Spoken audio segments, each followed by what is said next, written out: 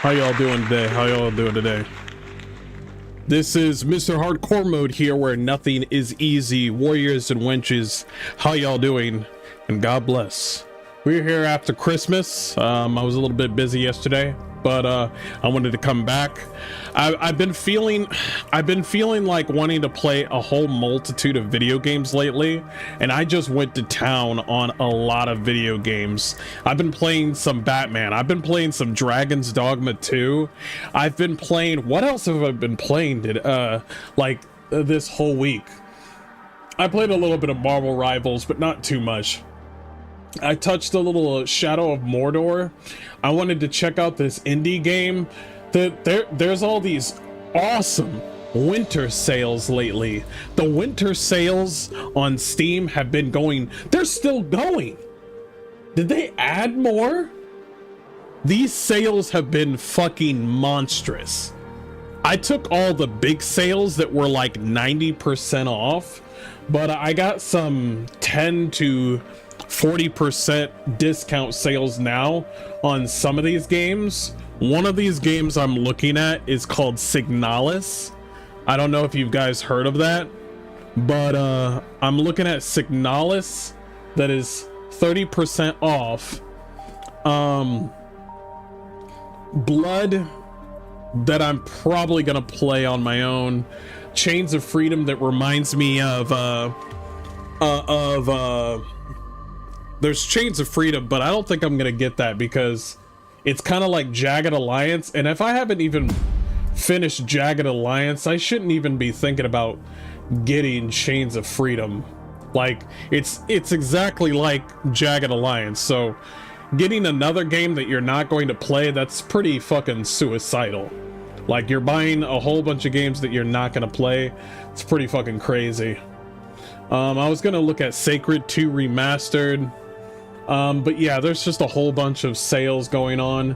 Is Sulaco out? It's still in fucking early access. Did you know that Valheim is still in early access? Let me check. Because I think Valheim is a fucking scam. Valheim came out it came out in the release date of the early access was 2021. So I'm over here just like, bro, are you fucking kidding me? When was their last update? Let me see their last update for Valheim. Okay, they finally added a cold area.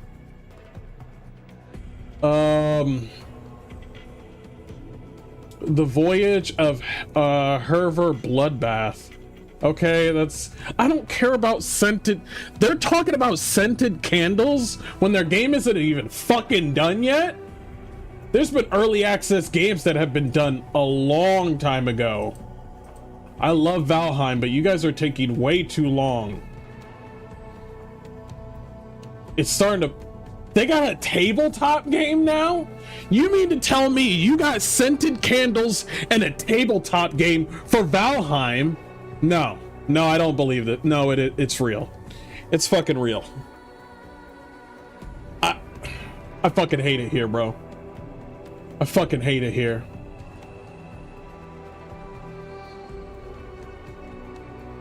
I mean, their last update, if we can even call that, the build of the month, I guess that's fine. Their last update was November 26th.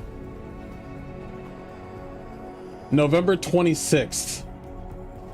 Nothing since. That was October. This was September, so they were busy on December, I guess. Bro, I'm mad, bro. Bro, there's been other games that have finally gotten out of early act. Bro, there should be.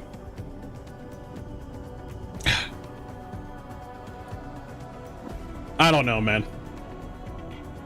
I don't know about you guys, but I think I'm kind of pissed. I mean, I like that game. So did Star Citizen. Star Citizen is even worse. Star Citizen, bro, by the way, thank you for bringing up Star Citizen. The biggest scam on the fucking planet. One of the biggest scams.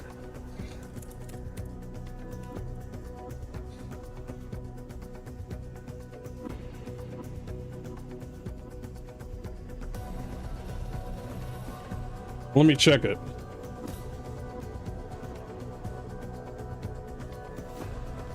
You're still in alpha? You're still in alpha? Bro!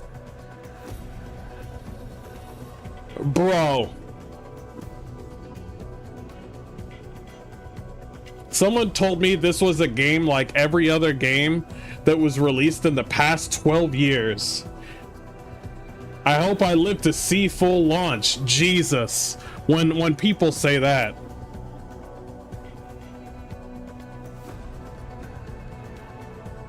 For anyone who's games, no, I don't care about that.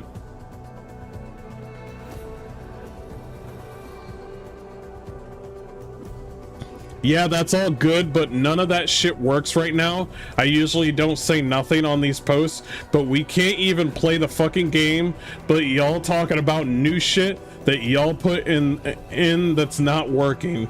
10 years of development and they can't not break literally everything, any patch. Yo, so basically Star Citizen is Bethesda? Let me bring down the music. I apologize. If the music is too loud, let me know. If the music is over me, let me know. Then there's Pantheon, Rise of the Fallen. I don't give a fuck about that game. But if I get it, if you guys are thinking about that game, I'm not. I gave up on Ash's Creation, Pantheon. I don't do MMOs anymore. I'm done. Fucking done. The only good MMO that ever came out lately was Guild Wars. Like the reforged one. That's about it.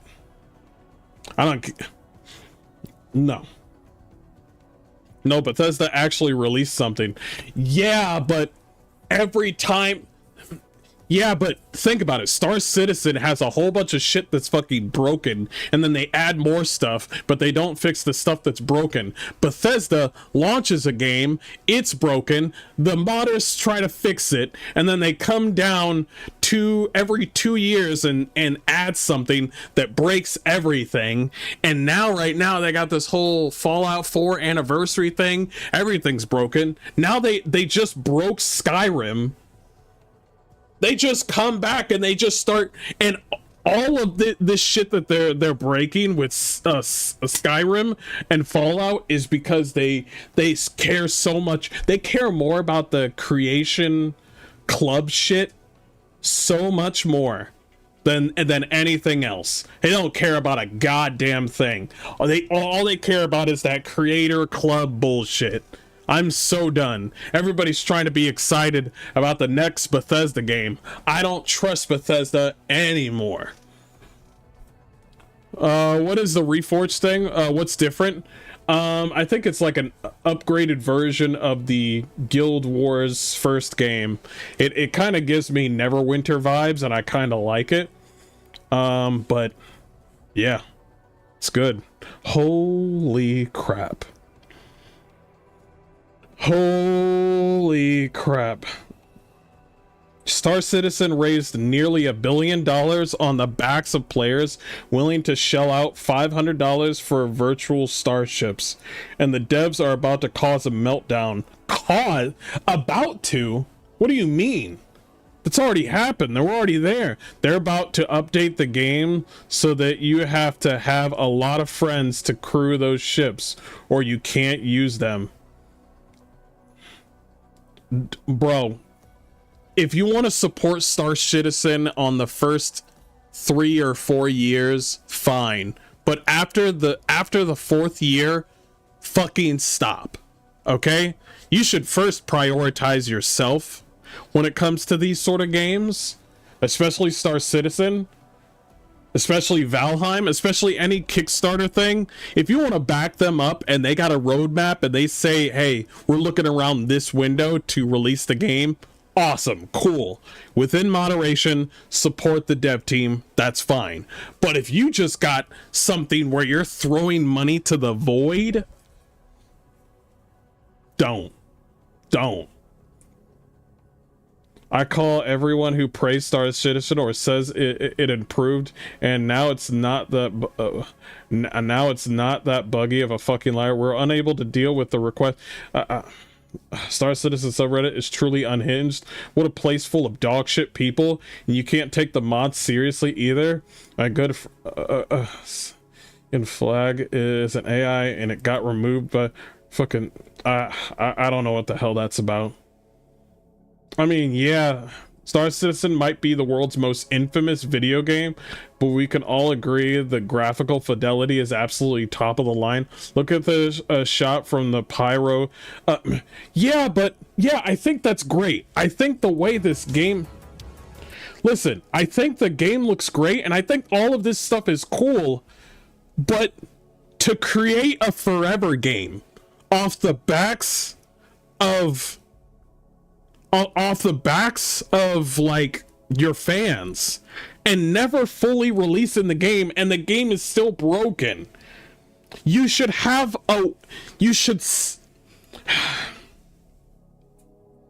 this is why this has been happening for 12 years.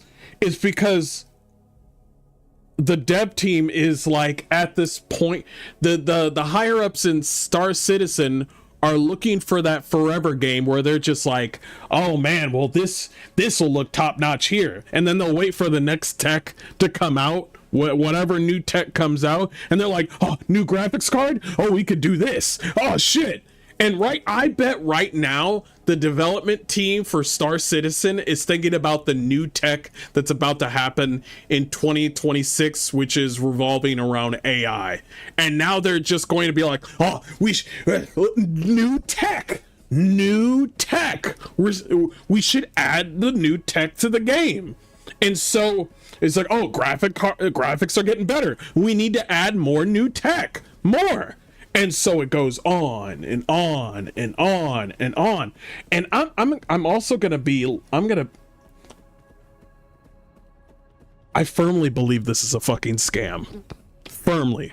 The next best MMO will be Cyberpunk Online, but I'm concerned it may be too American, as that there's focus, nice cities, insanely multicultural and tribal. It's ridiculous. I don't remember anything about Cyberpunk Online. I haven't heard about that.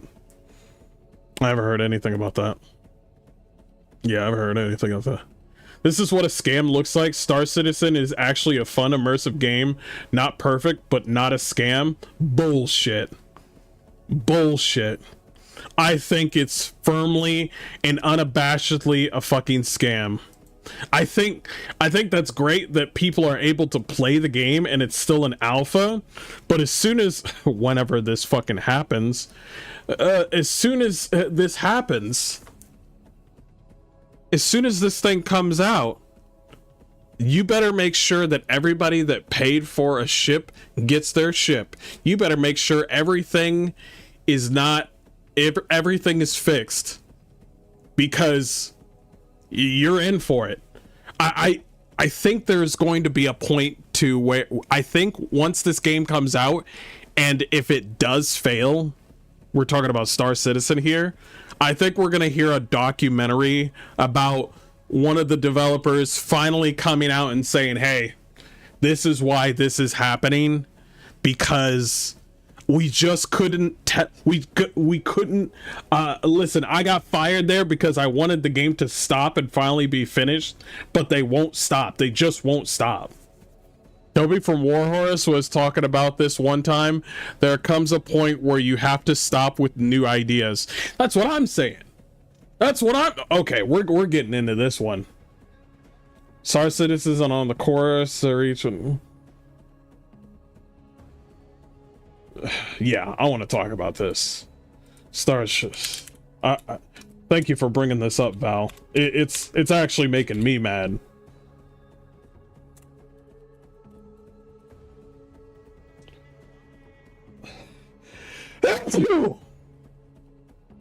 Yeah, bless me. Sorry. Yeah, I'll bring this up later. God, man. Star Citizen is on a course to reach 1 billion in player funding in 2026, and we still might not get to play its single player campaign next year. What about the game that they got? Not the one player squadron game. What about the game? When is it going to be in the... It's not even in beta. It's an alpha. No Man's Sky is doing pretty well. I don't know, bro.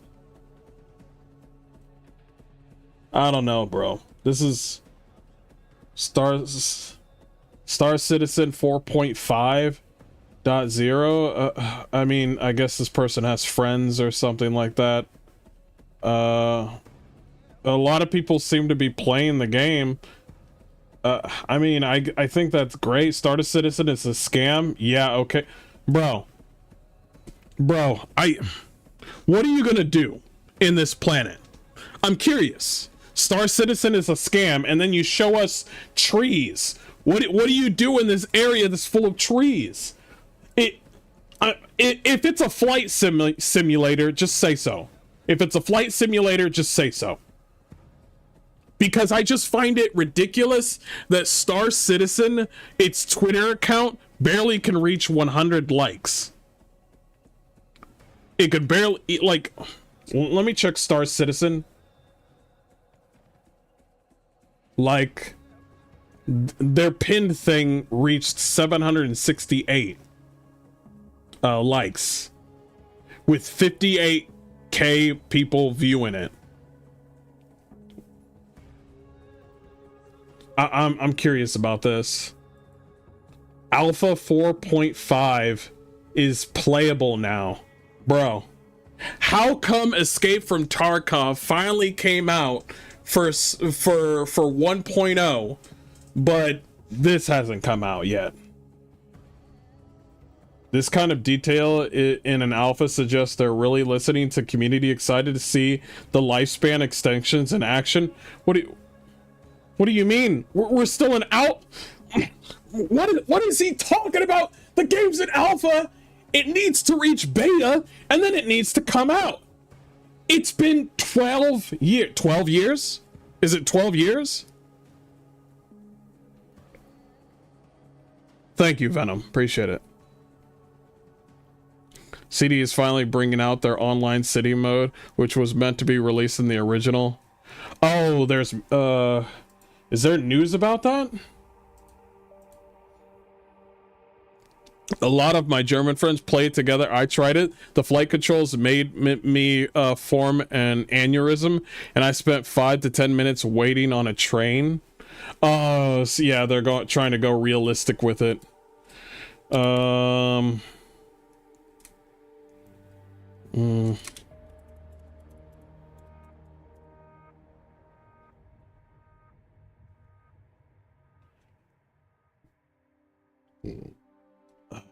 I don't care about that.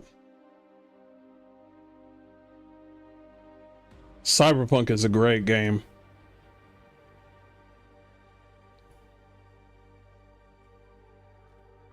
Okay.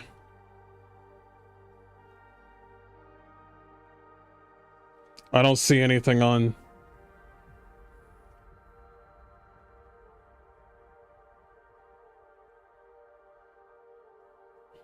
I don't see anything.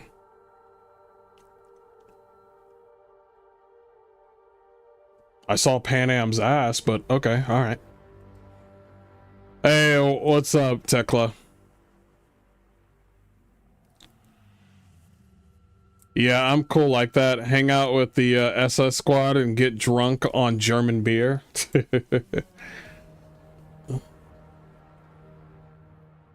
Yeah, thanks for pushing out a patch that didn't need to go out, but they look great on PowerPoint presentation. No one cares about engineering when you can't go 15 minutes without falling through the floor, or being repositioned without a warning, or being unable to access our loot. Or insert bug here. This game has so much potential, but maybe fix the basics. Me right now, there's a lot of shills on here. I get it. I didn't like what I saw about the engineering aspects. For me, it wasn't necessary, especially since I don't have much time to play games since they included it. I'll have to adapt. Can't wait for half of my ship to get broken. Imagine running around your Idris to put out fires by yourself.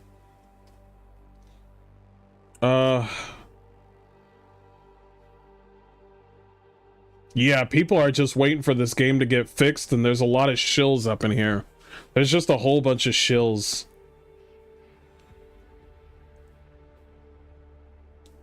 Okay. You know what? I'm gonna leave the... Yeah, you know what? I'm gonna leave Star Citizen alone. I'm not gonna touch that area.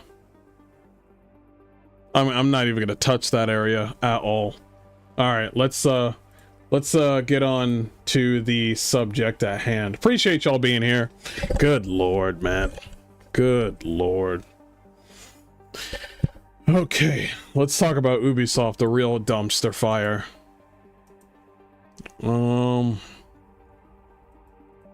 Okay. Do that, do that, do that, do that, do that. Okay.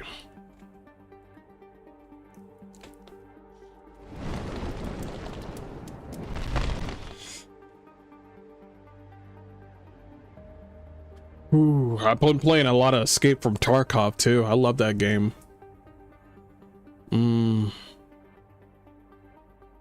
Okay, let's do this. Sent you an article for the Cyberpunk crap on Discord. I'm gonna go ahead and look at that right now.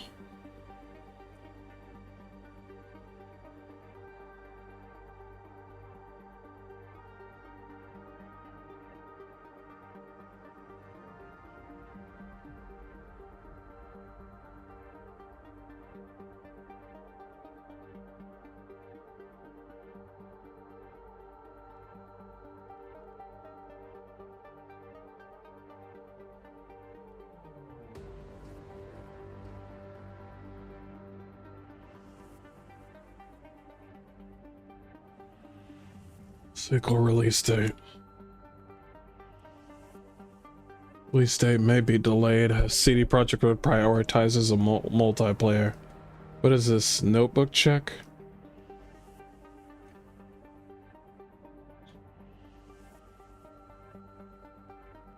It's a mod. Gotcha. Gotcha, it's a mod. Is an intent on launching a Cyberpunk with a multiplayer. A new report from a Polish investment bank reveals how this decision has influenced its release date, also known as Cyberpunk 2 or Project Orion. The studio is adding more employees to support the undertaking. Development of the Oh, so once the game comes out, you're gonna fucking fire them? That's usually how it happens. They're just like, oh, we're gonna bring you in for this game. All right, the game's out. Get out, leave. Development of the anticipated 2077 sequel accelerated earlier in 2025, given the latest rumor about its release date may not be surprising. Still, the title debut sooner for CD Projekt, putting on so much emphasis on multiplayer mode.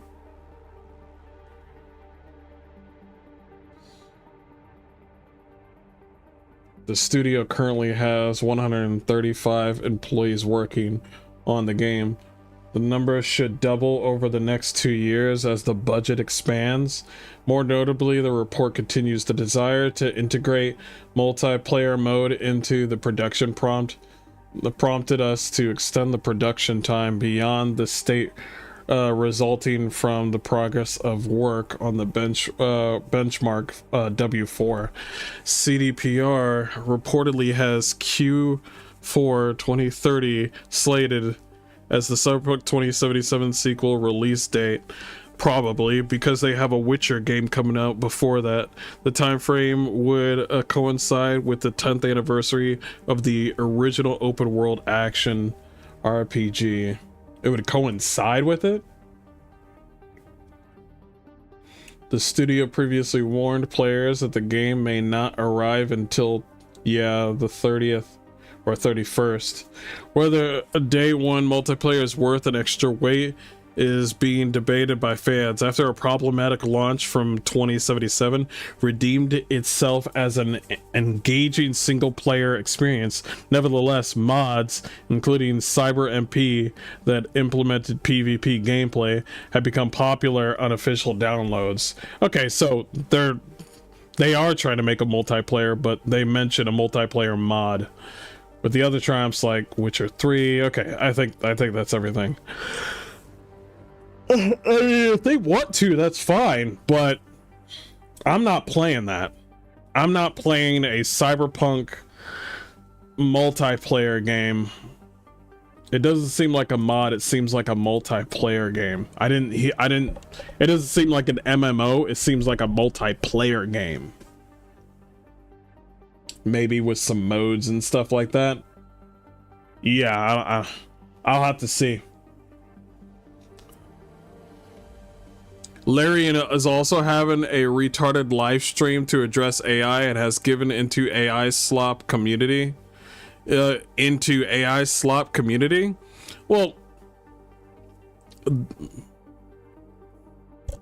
is everything AI slop, or is some things an experiment? Because we're talking about the tech industry here. You do realize that, you know, they got to deal with coding, they have to deal with programming. You know, this is the tech industry, and if you want to survive in the AAA industry, or, you know, that sort of gaming, they could do that. By the way, but I know they said that they were going to experiment with AI, and if the concept artists want to experiment with it, it's up to them. Also, they have a fucking have a concept art firm, so they're still hiring people.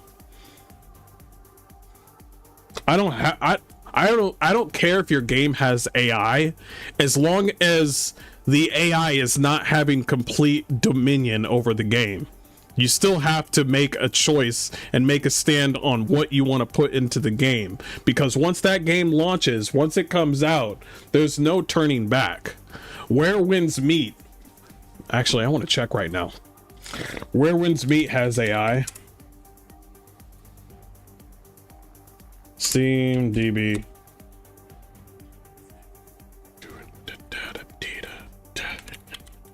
Where Winds Meet has AI on the game, but nobody gives a damn as long as the game is fun. The chart says, yeah, so their all-time peak was 251,000 people playing. Right now, the last 24 hours, there's over 102,000 people playing Where Winds Meet.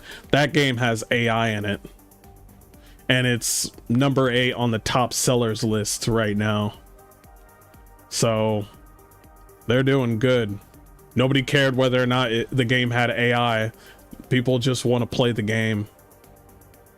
There are AI slot games out there that aren't making any money, but China did a good job with this game. I need my Oracle shares to go up. That's a good one.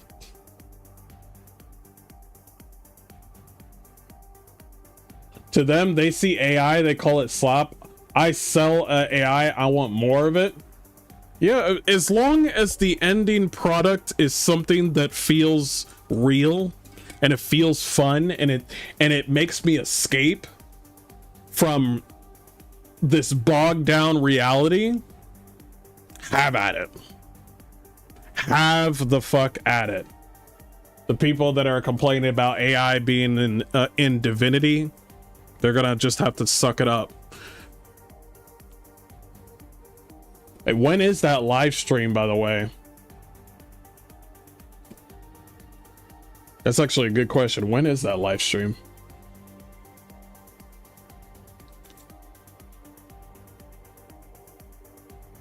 Anti-AI the Twitter folk need to get someone to fix their propaganda, because right now it's doing the opposite for their cause. Yeah, what about all the slot games that don't have an AI?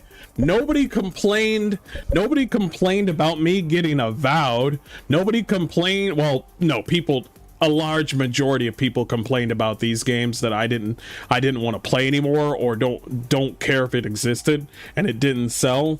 Avowed, Outer Worlds 2, Bloodlines 2, fucking Veilguard. Nobody wants to say anything about, oh shit, this game sucks, but at least it was made by humans. You think, really?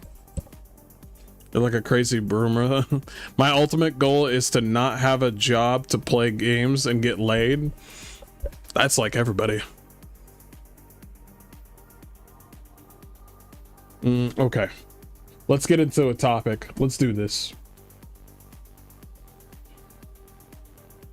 Let me see if this is too loud.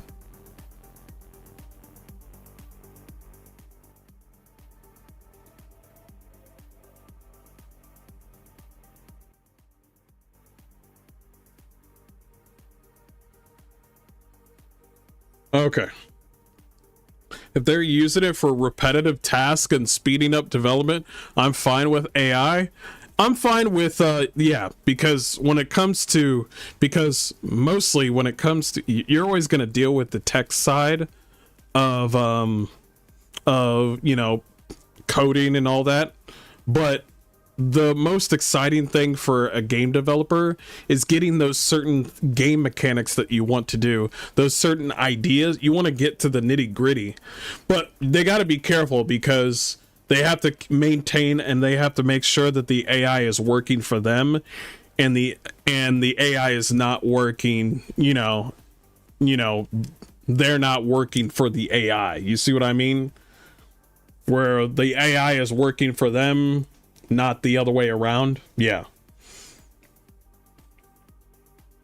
But anyway, Avowed, what a trash it was. Yeah, Maximize, you're right. Absolutely fucking right. It was fucking trash.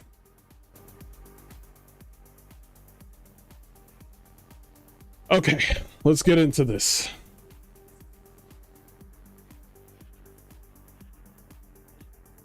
Hey everybody, this is Mr. Hardcore Mode, where nothing's easy. Warriors and wenches, how y'all doing?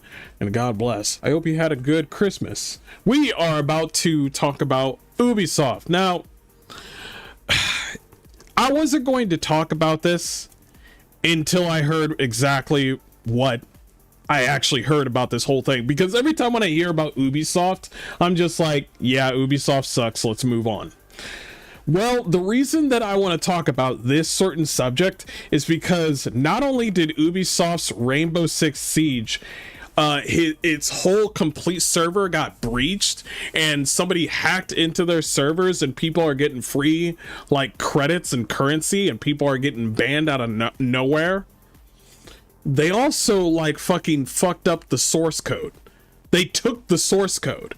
And when I heard that this motherfucker took the source code, I was like, okay, now we have to talk. So we're going to talk about this because source code is very important when it comes to any sort of game, because that's like the bedrock, the core of what every video game kind of needs. And now everybody, I know a lot of people that are playing Rainbow Six Siege are really pissed off. And rightly so, because Ubisoft can't keep their shit, you know, maintained. But some bloke just came up and just put a nuke on Ubisoft. The amount of credits that they just gave to every single person makes... I just thought about something. Because if Ubisoft got hacked and they gave currency to every person that plays Rainbow Six Siege, like a whole, like billions of currency where anybody could just buy whatever the fuck they want in the store, are they losing money or are they not losing money? Because all these items, you're not keeping this shit. Sooner or later sooner or later, just like we talk about with Stop Killing Games, sooner or later, you're going to lose everything. Everything that you bought in a live service game is going to be gone. You don't keep the shit. So I'm thinking to myself, did Ubisoft lose money for people taking something that they're not even going to keep? You see what I'm saying? Somebody wants to color their weapon a certain white and black color. They want a certain skin. They buy the skin with the hacked up currency. Is Ubisoft losing money? I mean, of course they're losing money, but are they going to get a net? They're definitely getting a net negative for this hack. Abso-fucking-lutely. Especially when their stock prices are like all the way down to Chinatown. But I'm thinking to myself, if somebody bought it using the hacked currency and then they buy the skin, is Ubisoft really losing something? I guess they potentially just lost a person that was going to buy it, but they're not actually buying anything. When you buy these skins, you're not keeping the skins. You're buying something with your real money. Your like real currency. But if this game finally dies and then they move on to the next Rainbow Six game and then they just forget about this old game, and then they just like, hey, we're Rainbow Six Siege, it's gone, but you could play the new Rainbow Six game. So all those things that you bought, are they losing money? And did we essentially, because it makes you think, you know what I mean? Where it's just like all these skins that I bought in Marvel Rivals, I'm just getting the skin because it looks nice. But I know in my head later on, whenever I'm like, fucking 80 years old, that game, Marvel Rivals, is going to be closed down and shut down, but they're going to move on to something brand new. Because when it comes to live service games, you're not essentially keeping anything. You're getting a license. You're not really. That's why there's always a terms of service thing when it comes to buying anything in a live service game, because you're not keeping anything. You're not. Absolutely, they're losing money from the lost sales. Okay, I can understand that. But at the same time, I'm just like, anybody that just got this hacked up fucking $1 billion amount of currency, I mean, go ahead. I mean, just buy everything in the fucking store. Go ahead. Do it. Fuck Ubisoft. Only 5% paid for microtransactions before 2020 post-COVID. It declined by 17% to 20% annually in gaming, yet still accounted for 85% of industry revenue. This is unsustainable. Yeah, absolutely unsustainable. 100%. But it's a crazy. It's like saying that every pirated copy of a game equals lost sales. It's a digital game, and you're buying digital goods that's not even real, and you don't even keep it.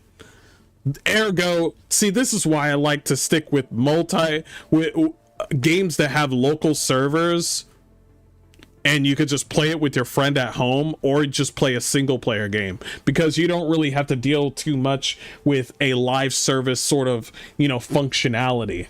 This is why single player games are king, or a multiplayer game that doesn't need to rely on the developers. Like right now, like for example, EverQuest right now, you could play that right now because they gave it accessible on a website where people could just play it whenever. They didn't close down EverQuest, even though it's an old game. People are able to do whatever the fuck they want with an old game. However, I know for a fact that Ubisoft has a lot of games that will stop. Like, you remember the whole Stop Killing Games thing? The whole Crew thing, Crew 2? That game got shut down.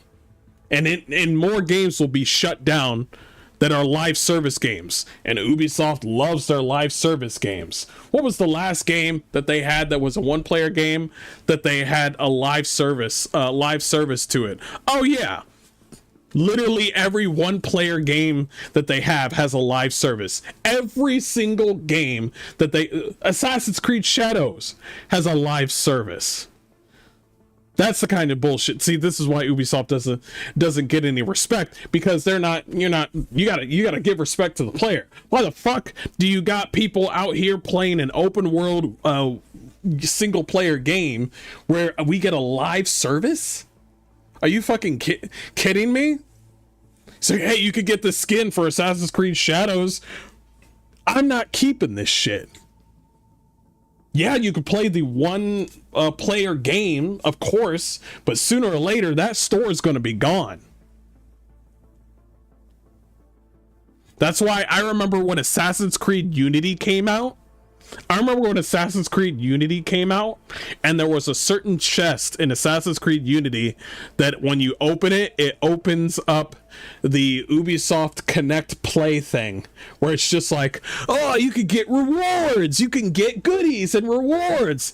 Every time when developers try to do this whole reward system thing, I lose interest. I don't like that shit.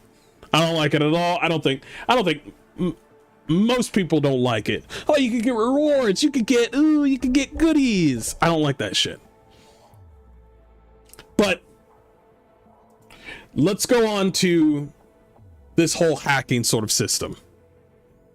Players are reportedly massive amounts of R6 credits, renown, alpha packs, and exclusive items unexpectedly. Numerous accounts, even Ubisoft, including streamers and possibly official ones, have received a random or false bans, some later reversed. Ubisoft has not issued an official statement, but sources suggest servers are undergoing maintenance or restarts. This appears to be an active exploit or breach. Avoid logging in until confirmed safe by Ubisoft. So right now you could see on here where every time there's going to be there's somebody TOS breach. Somebody was banned for a TOS breach all the way down. It looks like he's typing something where it says, what else are they hiding from us? So basically it's a whole bunch of trolling that's going on. There was a crazy one where Guillemon was in the Epstein files, has been banned due to toxic behavior. Yeah, that's fucking wild. I don't think he was in the Epstein files, but yeah, let's move on from that. Actually, wasn't there a thing involving sexual assault in Ubisoft literally years ago, if I remember correctly? Nah, I don't, honestly, I don't care. I want to focus on the hacking. It says we stopping this for now. Have a nice night, everyone. At Ubisoft has been banned due to toxic behavior. Ubisoft is fucked, bro. But they're in for something. Look at how many fucking, the yellow one right there is literally the currency that you pay. The bottom one is the currency that you can earn. And you know how these things are when there's multiple currencies. One is more valid than the other, because the gold currency is like, oh, you could use the gold currency on everything. But all the cool gear is going to be like, yeah, you're going to need the gold currency. You can't buy this cool gear with the white currency. You're going to need the gold currency. This motherfucker just came out and gave people billions of currency. Ubisoft and Rainbow Six Siege are a joke. My account is pretty much being held hostage because of the hackers. I can't use my account because Ubisoft will auto ban it due to detection systems. Thanks, hackers. Thanks for 10 years, Ubisoft. The dedication to these people when it comes to, well, to be fair, there are some multiplayer games that Ubisoft did pretty well on, and that would be Rainbow Six Siege and For Honor. That's it. Those two are only. There's nothing else.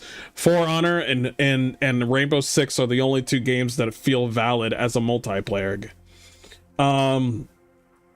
Rainbow Six Siege hackers, after trolling Ubisoft and forcing basement dwellers out of their rooms for once.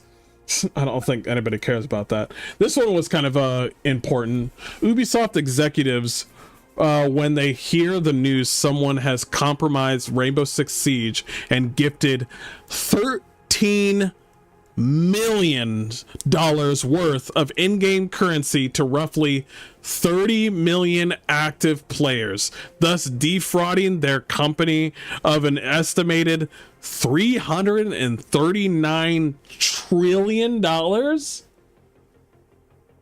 I correct here?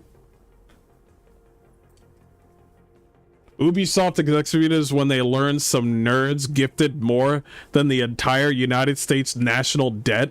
Bro. Okay. I take back what I said at the beginning. They are fucked. I didn't know that digital stuff. I'm over here thinking to myself, well, it's just digital. No. Even though it's just fucking little knickknacks in a fucking digital game, it's still considered cash. It is. And if you give free stuff to people, they won't buy things with real money. So yeah. Sorry, it's just so weird. You know what I mean? It's just so weird that it's just like, we're losing money because people are getting these little digital doodads for free. And I'm like, well, it's not real. You can't hold it. I mean, you can't feel it. And I'm like, no, they are losing money. It is an actual current. If anything, the microtransactions was more important than people actually buying the game. I mean, that's, everybody knows that. Everybody knows that they don't care about you purchasing Rainbow Six Siege. That's chump change. What they're waiting for are whales. That's what they're waiting on. It's like, oh, you bought the game and it was on sale for $40 or $30. Yay, whatever. Anyway, play the game.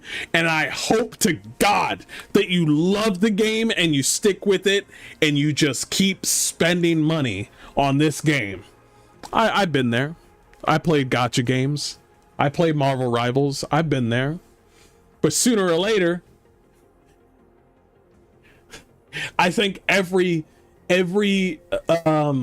developer that has a game with microtransactions should be afraid of motherfuckers like this, because that Ubisoft is already under, and aren't they being bought by China? After this, China's gonna be like, listen, you just got fucking hacked, bro. You just got fucking hacked. So how about this? How about I just buy all of all of Ubisoft? Not 25%, not 50%. How about we at Tencent just buy all of Ubisoft to keep you underground, to keep you out from the underground? And so Gilmon is going to look at this and be like, that's a good idea. Can I stay? Can me and my family, my Gilmon family, stay here? You could fire whoever you want. He's gonna do it again. He's gonna come out and be like, bro, listen, you can buy up. Tencent can buy Ubisoft in full, fully. But can my family stay in Ubisoft? Because Gilmon does not care about his developers. Hell, I don't even care about his developers. Fucking woke ass developers. He fucking fucked up Assassin's Creed. Fuck you. So, not only did they give people free stuff, they also took the source code. I don't think this game is ever going to come back. I don't think this game is ever. Also, for some odd reason, the hacker added fucking music on their breach. Like, every person that's getting banned on here in the for some odd reason they added this song for every person that got banned. Alright, honey came in and she got me Honey came in and she caught me red-handed was banned. All the way down. And it keeps going. I'm not going to play too much. Caught me red-handed, keeping with the girl next door. Picture this, we were both butt naked, banging on the bathroom floor. Oh, it's just a bunch of troll fucking bans. But this motherfucker's like, I'm just gonna keep playing. I don't care about any of that. They're fucking done. Ubisoft has suffered a major breach. Hackers exfiltrated terabytes of internal source code repositories covering nearly all games, tools, SDKs, and services from the 1990s to current projects. Current projects? Whoa. Even ones that are not out yet? Jesus, they're fucked. Yeah, Ubisoft is done. You might as well just give Ubisoft to Tencent at this point. Shit music taste? Clearly American? Damn right, boy. Because we up there. USA, boy. Get with it. People hacking Ubisoft, seeing all the games they have in development. They don't have any games in development. Appreciate the free glaciers? I guess people get free shit now. So what else are people? So Jewish people are our enemy, but Israel was banned for TOS breach. Jesus, they are fucking with you. Look what you made me do was banned for TOS breach. Bro, they are done. Ubisoft was a victim to Mongo Bleed. An unknown threat actor has exfiltrated the source code to basically every single Ubisoft product dating back to the 90s. This includes their soft development kits, middleware, Uplay, RDV, etc. No customer data was stolen. What? No customer data was stolen? Oh, they really hate. Oh, they really hate. Oh, this is personal. Oh, this was personal. Because I'm over here thinking they're going to go complete sicko mode and fuck everybody up. I mean, they kind of fucked everybody up, especially the people that are playing Rainbow Six Siege.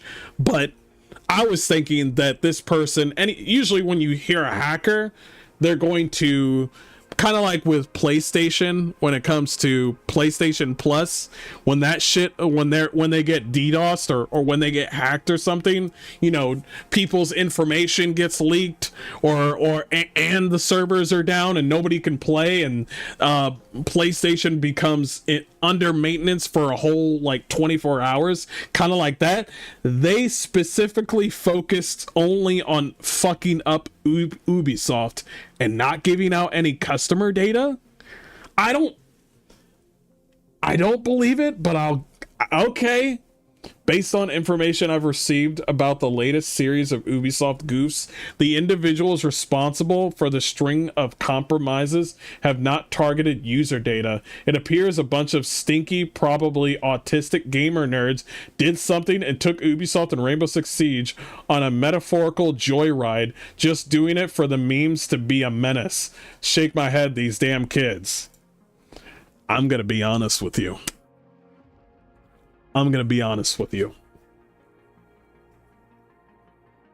Deserved. I'm sorry. If I was always playing Rainbow Six Siege and this shit happened to me, and I've been spending money on this game, and then out of nowhere, think about it. You just spent $5 or $10 on some Rainbow Six Siege credits to buy like a new fucking skin on Siege, or a new, yeah, whatever, gun skin, character skin, it doesn't fucking matter. And then 5 minutes later, the whole thing gets hacked and you get billions of fucking credits, and you're thinking to yourself, why am I playing this game? I just spent money to get something, and then I just get it for free over a hack, and now I'm hearing that they got the source code. I think I need to play new games. What's Escape from Tarkov like? Yeah, I'll go play that game. That will become one of those, like, it'll become such an eye-opener if you're like a big fan of Rainbow Six Siege, and then you're looking for an out. You're looking for that moment where you're just like, I wish I could stop playing this game because fuck this game. This is that moment right here. This is that moment. Because I'm strong.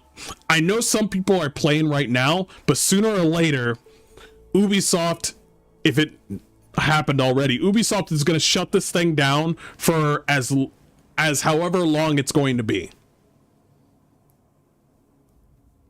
And so people are going to be like, well, I can't play the game that I hate.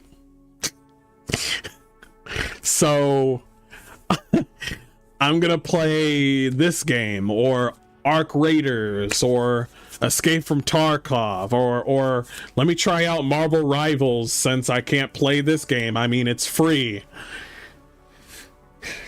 Yeah, this is definitely one of those nerds that fucking hates Ubisoft. And I don't give a fuck, bro. I think it's interesting, but at the same time, fuck Ubisoft, okay? It's one of those, if it was a game that I enjoyed and then it gets hacked, I'm gonna be like, yo, what happened? Why don't you guys protect the game? And this sucks, man. Yo, this is trash. This sucks. I don't feel that. Right now, I'm just kind of giggling. You know what I mean? I'm just giggling a little bit. I'm just like, that's crazy. They got the source code too, bruh? Couldn't be me. Couldn't be me. But that's all I got for this thing.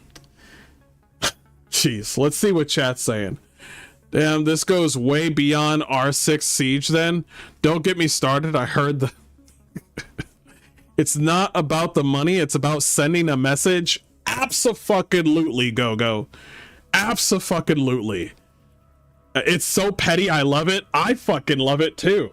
It's I'm over here just like, I was about to go like, oh man, I got hacked. But then I hear that they took this, they fucking fleeced the source code, gave people free fucking shit. And then they put on here, Gilmon was in the Epstein files. Fuck him, bro. If it was a development team that I cared about, maybe. But no, it's not. It's not. But anyway, that's all I got to say about this. Fucking A.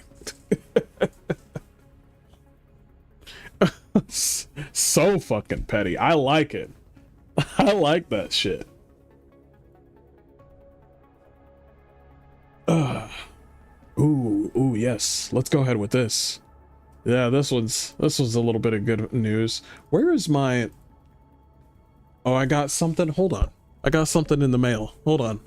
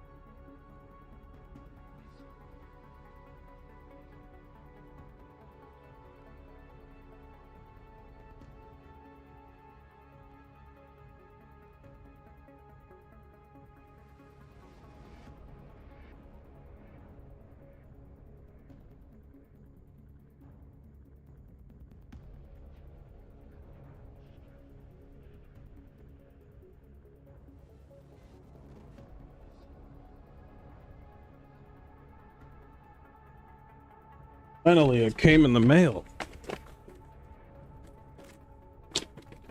Yep.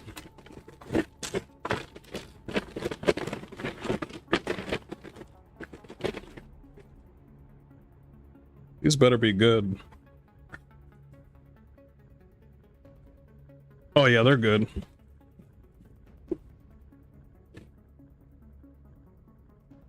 Yeah, that's good.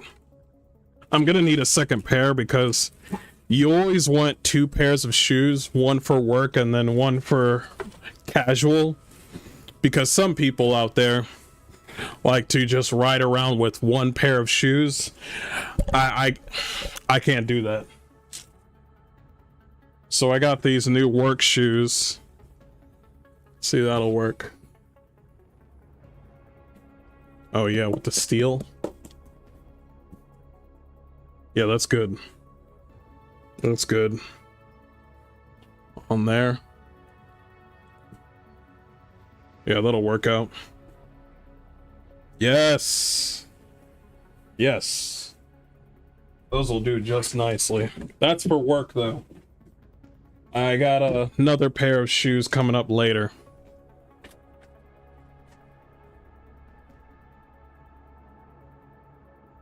Yeah. Yeah, I gotta have 2 pairs. Gotta have 2 pairs. Does your work not provide you with shoes? Not this job. Not this job, but the previous job before this one definitely did. Also, I don't like their catalog of shoes that they got, because some of their shoes that they got in their catalog is kind of shit. They're like they're expensive, but they're shit at the same time.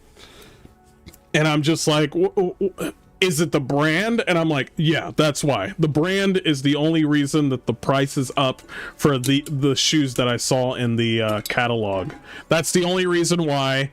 It's not, yo, these shoes will last for a very, very long time. No, the reason that the price is so high is because, yo, we're Nike, we're this, we're FUBU.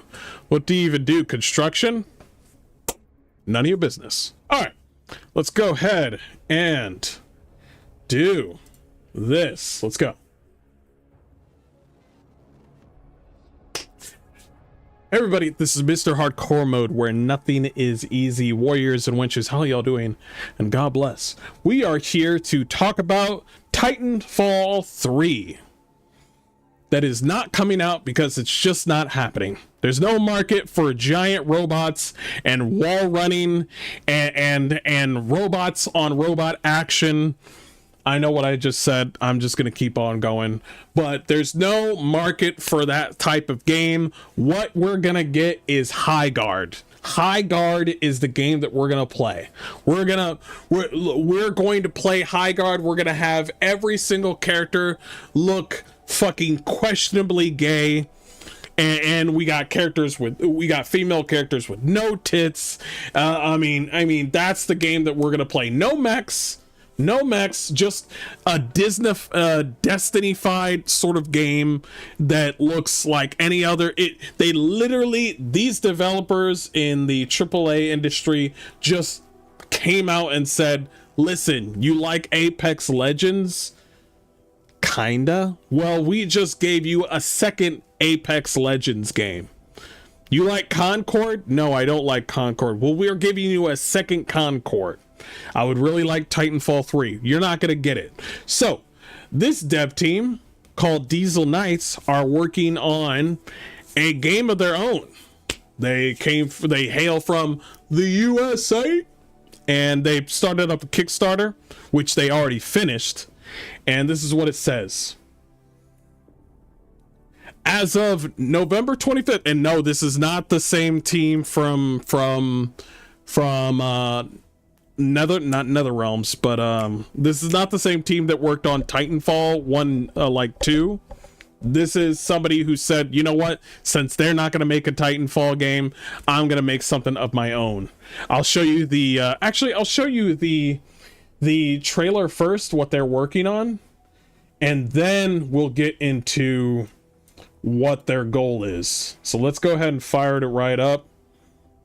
Let's do it right now. Yeah, let me show you what Diesel Knights is working on.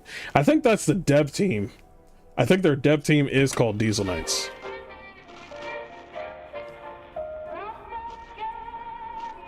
Hello everyone, my name is Xavier B. Johnson and this is Diesel Knights. Xavier B. Johnson.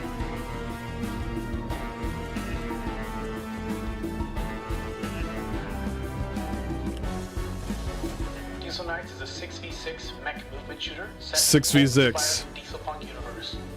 This is a project that I've been working on and off, for quite some time now, with a small team of talented artists, and I'm really excited to share. Very steampunkish. If you subscribe, you can expect to see short snippets of gameplay, behind-the-scenes clips, concept art, animations, just general devlog type stuff. Nice. As well as any important announcements to keep you up to date on the game's progress. In the meantime, leave a comment. You can do a flip? I'll see you next time. So that is their game. It looks very, very cool. Very good start. I hope that there is different mech sort of enhancements, but we'll see about that. Let's see what they're saying. As of November 25th, on 12 p.m. or 11:59 p.m., the Diesel Knights Kickstarter has officially concluded. 7,763 backers contributed $526,000. All stretch goals have been met and exceeded. I am absolutely humbled by the collective dedication and overwhelming support from this community. On behalf of everyone on this small team, thank you. We're so excited to make this game a reality. To every person reading this, you have my gratitude. Please have a safe and happy Thanksgiving. Stay tuned. So this was around Thanksgiving, and I had no idea until now. So his name is Xavier, and I think he has a small team with him. But let's see what a couple of people are saying. You deserve it, brother. Looking forward to the future of this. Take all the time you need, dude. Wow, this is history. This is Obama in office. This is Bill getting ahead. This is amazing. Congrats, brother. What the fuck was that about? What the fuck was that about? What the hell? Yeah, just shut the fuck up. Can't fucking wait. Godspeed, brother. Holy great job, man. Can't wait for the updates. Let's fucking go. Take care, Xavier. Base Johnson. Can't wait to hear more once you've had a proper rest. Yeah, so they're probably working on this full time.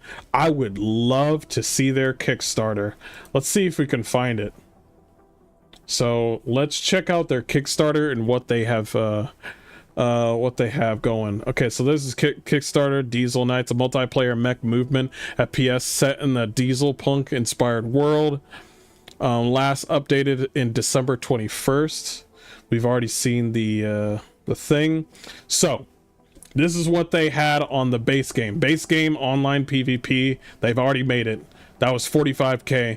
Infantry NPCs, autopilot, co-op PvE mode on. That was 110k. Jeez, more weapons, enemy faction. Wait, there's PvE and PvP? Shit. Begin console porting. Shit. Pilot customization and mech customization. That's what I'm talking about, baby. That's what I'm talking about, baby. That's what I'm based. Yes, I want that. Need that. So they got also Mech Chassis 2, additional maps, more weapons, additional pilot customization options, and a short story for the single player mission, which was 425k. They've already made it. They need to add more. I know they're all hands on deck, and I get this because a developer is going to make a game that they enjoy and they want to focus on the game, which, you know, is the gameplay, but you do need to have a person that is deep seated into the lore so the lore can accentuate what is in the game. So, you know, you need to add snippets that make people like, oh, what's this world? What's the characters? What's the mech about? What's the reason that people are using like a steampunk sort of, you know, gasoline sort of world? People are using old school like Metro style guns. What's going on with that? So it's so interesting that it's like Atomfall and Titanfall had a baby. That's basically what this game is. And I think I think what they got here is something that's going to happen. This is their future. This is something to fight for. This is their ambition. Look at the way the mech moves. It drops down like that. I also see a few things that they could add, especially for the drop off right here. There needs to be smoke. There needs to be a smashing sound. There needs to be a crater for this thing to drop instead of just that. I'm pretty sure that they'll add that. But they're also planning on to bring it to Xbox and PlayStation. And yeah, this is fucking great, man. Yes, keep going. Since we're not going to get the game on fucking, we're not going to get Titanfall 3. I want a world that they got. Meet the developers. Xavier is a Philadelphia-based animator turned indie dev with over a decade of professional experience in 2D and 3D animation. Experimental. Man, I know how to speak. Okay. Experiential design and game development. Over the years, he has worked for award-winning studios such as Blue Cadet and Super Evil Megacorp. Wait, Super Evil Megacorp.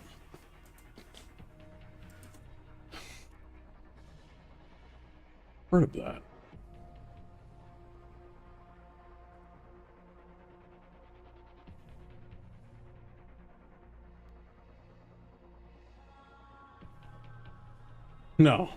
No, it's a different studio. No, that's a different studio. My bad.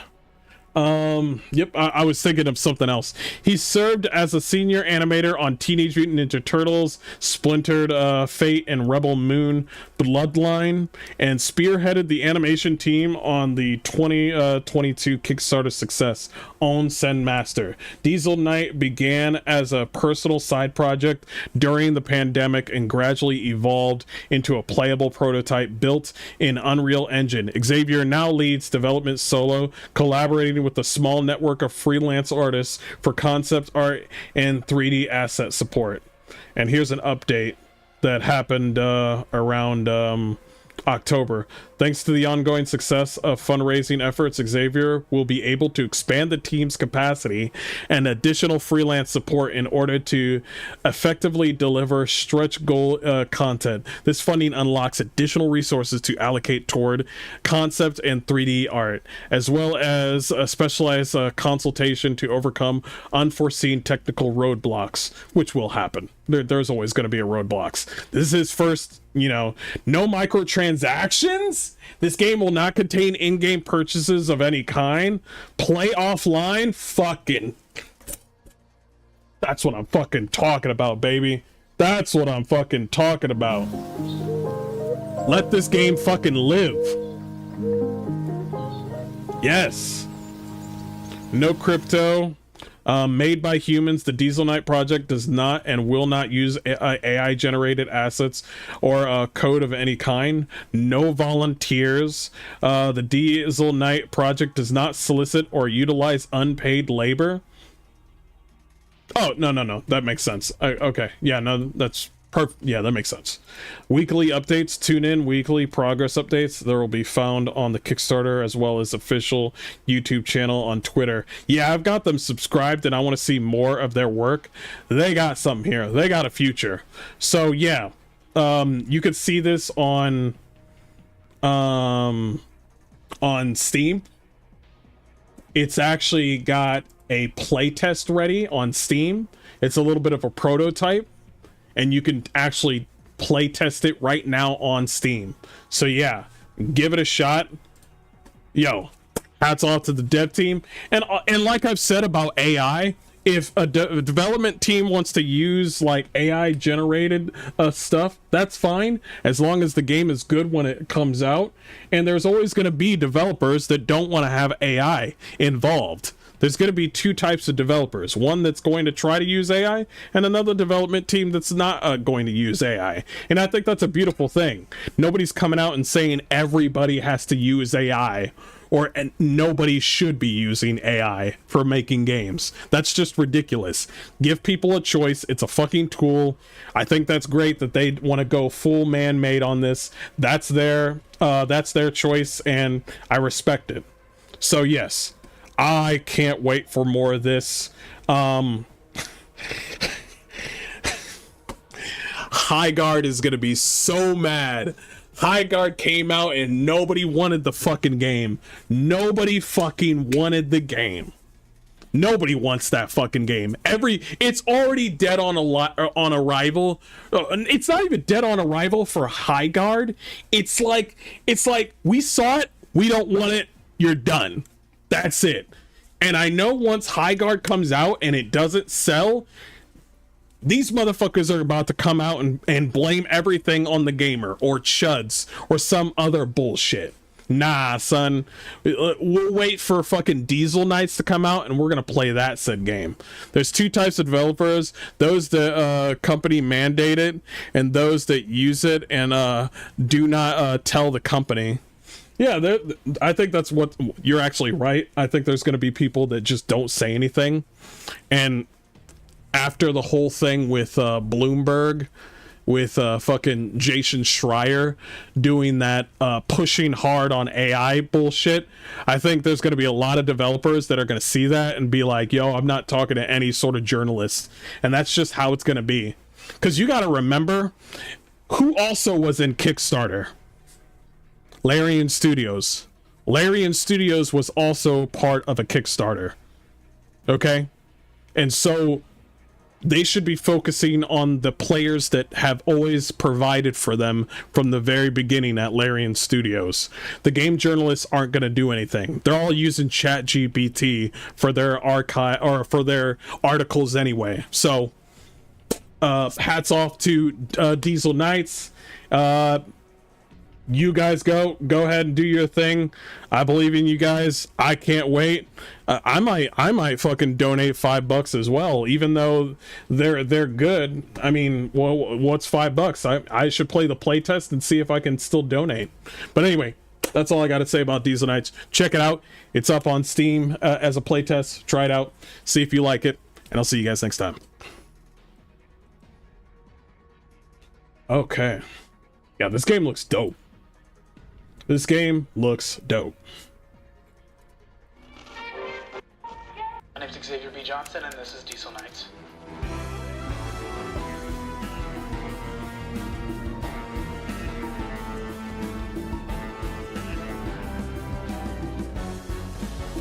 Diesel Knights is a 6v6 mech movement shooter set in a pulp-inspired diesel punk universe. This is a project that I've been working on and off. This is amazing right here. Really good work. For quite some time now, with a small team of talented artists, and I'm really excited to share some of the progress we've made so far. If you subscribe, you can expect to see. Yeah, I can't wait for more. Yeah, I can't wait for more. We're gonna talk about this up in here.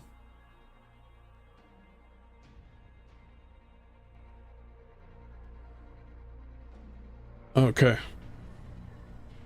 Reminds me of a Team Fortress 2. It does, doesn't it? Kind of does. You got a point there. I didn't think about that until now. You do got a point. It does remind me of Team Fortress. Okay.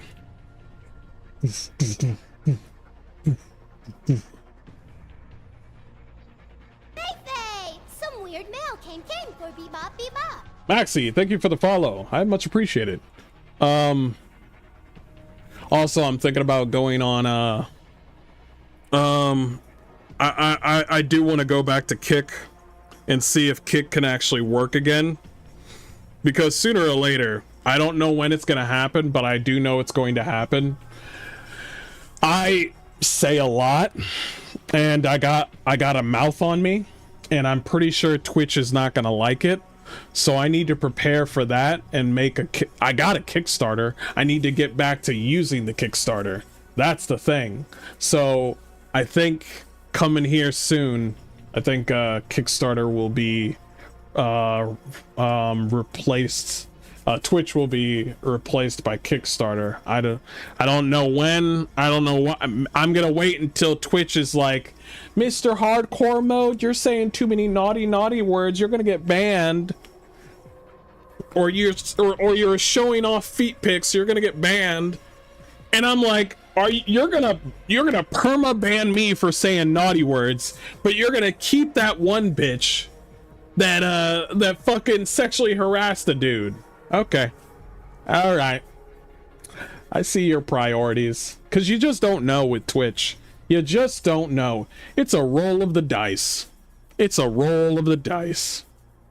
Somebody got fucking sexually assaulted at fucking TwitchCon. Are they banned from Twitch? Nope.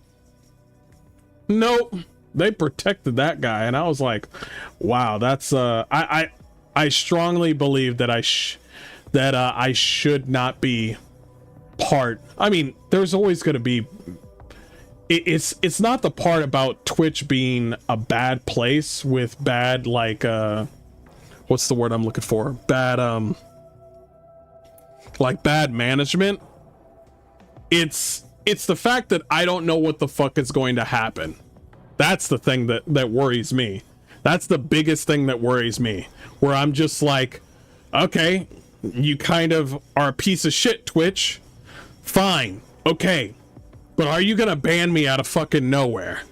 I don't know. I just don't know. They just allowed a sex offender back. You should be fine. It's Clancy's bucket list. Bro, I do not know. Because I don't know, man. It's a roll of the fucking dice. Maybe I need to. I don't know. Anyway, let's go. Let's talk about something fun or interesting at least. Let's go ahead and do that. The word you're looking for is hellspawn. Yeah. Dang, man. Is that my forehead on the screen? Nobody said anything? Whatever. Nobody said anything. All right. Hey everybody, this is Mr. Hardcore Mode, where nothing is easy. Warriors and witches, how are you doing? And God bless. We are here to talk about the man, Palmy Lucky, a man that has been working on VR headsets, and he's really tech savvy, like gamer sort of dude. And he's been working on drones lately with Japan, and he's really tech savvy, and he loves video games. But he mentioned something that has clearly disturbed each and every one of us lately, and I think we're gonna listen to the whole thing, and then I'm gonna say my piece. Hear this out. Money is fine. Like I'm a believer in the free market. Oh, and he's talking with Joe Rogan. I almost forgot about mentioning that. Anyway, let's go ahead and talk about this. Generally, I'm a believer in capitalism strongly. But then the problem is you have this combination of capitalism-driven capture efforts combined with people who don't care about making money nearly so much as pushing their particular social ideals. Like you've probably seen this in Hollywood. You certainly see it in the games industry, where you have people who are joining the industry not because they want to make great games, not even because they want to make money. And I'd say like making great games is the best reason. Making money is an acceptable reason. It's because they want to bring about greater equity and representation of people that look like them. And like that's fine to have as a thing in the back of your mind, but there's people who are joining where that is what they want to do, and anyone who's against it, they're going to berate them. Anyone in the company who says, I actually think we should make games for our customers, not the people you wish were our customers. Like, let's make games for the guys who buy our games, not the moms you wish were buying our games. And people like that are being ejected out of companies. It's very politically incorrect. There's a question. Well, that's the Bud Light dilemma, right? Exactly. Well, they tried to make Bud Light for people who don't want Bud Light. It's this and make fun of the Bud Light people. It's the mythical audience. It's like it's a mythical mainstream audience. They say they, and it's even worse in gaming because they'll say things like, 50% of gamers are stay-at-home moms. And you're like, what? That obviously isn't true. And what it is it's something like there's a lot of stay-at-home moms who've played Candy Crush a few times. And like there's a lot of them. And they're like, therefore, we need to build to that market. Okay, like I don't want to get into a fight over like what a gamer is. But what do you think sounds like a better business plan? To go after the young men primarily who buy a dozen $50 games a year, or the mom who once spent $5 on Candy Crush? Like, you know, and there's kind of, and if you say that, if you put it the way I just put it, they're like, that's so sexist of you. Why don't you want to bring in new audiences? I saw this when I was in Silicon Valley. What I called it was, I said there's too many people who drink Starbucks and not enough who drink Mountain Dew. And you know exactly what I mean when I say that. Like it's been a really bizarre thing to watch in all of these different industries. Yeah, it's a mind virus. It's captured universities and then it bled out into corporations. So there's a lot of things in there that I think resonate with all of us, where we're thinking to ourselves, what is happening to the game industry and why is this happening, and why do you feel like the developers don't give a fuck about their own customers? Why is it that these people always parade around saying capitalism is bad, but they're going to work around a game that involves capitalism, where in order for their game to succeed, people need to buy their game, but in actuality, they don't really care whether or not the game gets sold, as long as their agenda is being fulfilled. That's the biggest part of me. So I want to go back and poke at every single one of the things that he talked about. Let's start from the beginning.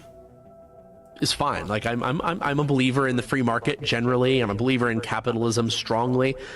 But then the problem is you have this combination of capitalism-driven capture efforts combined with people who don't care about making money nearly so much as pushing their particular social ideal. So you remember when I told you before, for people that know me in chat, you remember when I told you that I think these people don't care about layoffs. I firmly believe that they don't care whether or not the game sells.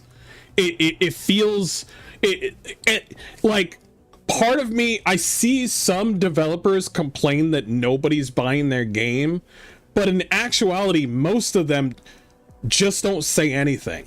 They might talk about it amongst their other developers, but they pretty much know that their game is going to die. And these are games coming from not their own game, not an indie game, not something that they've just started off and just created themselves on Kickstarter or some other platform. This is something, perfect example, WB's, what's the game called? Kill the Justice League. That game from Rocksteady, where that game comes out and it becomes a massive flop, and everybody saw the writing on the wall. The gameplay wasn't fun. They put their own political agenda on it, and then once the game comes out and it completely fails, the developers start to scatter. People are getting layoffs, and for some odd reason, game journalists and game developers come up and they're just like, yo, you need to stop firing us, bro. And I'm just like, but you made the game. You came out with this. All these things in this game are your decision. Yo, man, why are the layoffs happening? Yeah, you could say it's partly AI, but it's mostly because you're putting your own political agenda within the game. Now, we could talk about Microsoft saying like, oh, we're going to replace developers with AI, and you know there's more than 10,000, probably 20,000 layoffs going on with Microsoft. I'm telling you right now, when it comes to Microsoft doesn't give a fuck about any of their developers. They don't give a fuck about anybody but their bottom dollar. And this is not a capitalism thing. It's more of a corporatism sort of thing, where it's just like They have DEI implementation within Microsoft. They do. And they know that it's about to be thrown out the window, by the way. The whole Microsoft thing having DEI, they're about to throw that shit out the window because they realized that shit didn't work. It's about to leave. AI is coming in, but the DEI shit is about to go out the window here soon. Like real soon. So Phil Spencer already spoke about it. He was like, yeah, it's not a good idea. No shit, Phil. No shit. I believe I got something right over here already. Right here. So this is from PC Gamer. And Microsoft is hardly the only tech company to gleefully retreat from progressive policy decisions as soon as the Trump administration came back into power. But I cannot roll my eyes hard enough at the company saying it has evolved beyond the annual diversity and inclusion reports it's been publishing since 2019. Oh, 2019? You when the hashtag Me Too shit was happening around 2019 and 2020? Talking about that time where all this DI shit comes in. That's because they fucking used you. They fucking used you. But the left-leaning people used to rely on themselves, but now they're reliant on fucking companies now. And now they're finally realizing that these corporations don't give a damn about you. They only care about the bottom dollar. I guess it's not really corporatism. It's just like it's kind of like a corporate fling where they try something out, and since it doesn't work, they just wait for the next wave, and they'll appeal to that next wave and just be like, well, we're not getting any money from these fucking progressive shit, so let's get it the fuck out of here. Let's fire 20,000 people. I don't give a fuck. And then let's just move on to the next thing and then work on AI and stuff. Of course they would do that. They don't mind wasting. This is Microsoft we're talking about. They are ready to throw money away. They are ready to let go of developers. And these developers came out saying, diversity and inclusion? Yes! I knew that we were on the same side, Microsoft. And then Microsoft just waved like, yeah.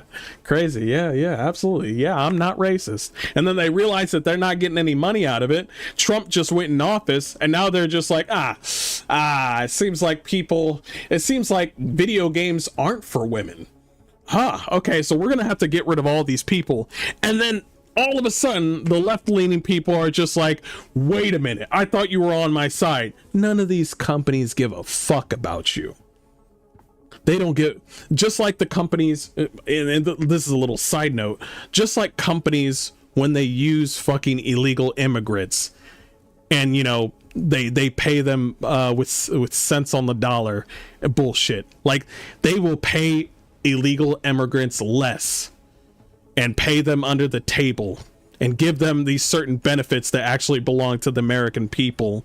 They're willing to do that shit, but as soon as they realize that their shit is about to be shut down because of ICE or something, they are willing to let these motherfucking Mexicans go. They do not give a shit.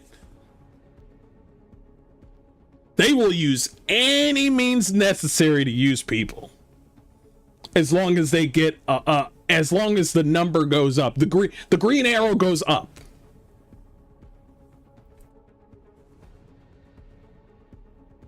I'm sure it's not coincidence that the company has also dropped diversity from its HR language and performance reviews. Corporate values do have a pesky habit of getting in the way of profits, don't they? You had your turn. Now it's fucking now it's a different time. You had your fucking turn. It didn't work out. Nobody wanted to buy your games. You had your chance.